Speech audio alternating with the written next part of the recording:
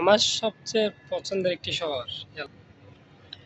আমি সর্বপ্রথম কাতারে আসি, এই যে সৌদি হাইপার মার্কেট, এটা হচ্ছে কাতারের বড় একটা হাইপার মার্কেট। তো আমার সর্বপ্রথম কাতার আসার পর এই হাইপার মার্কেটের সামনে আমাকে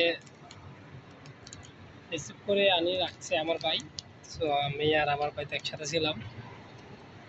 এটা হচ্ছে তার একটা নমুনা।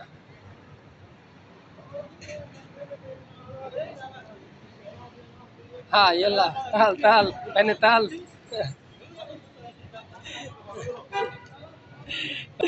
প্রতিদিন ইউটিউব তোমার ভিডিওটা সারি দিচ্ছ চাই।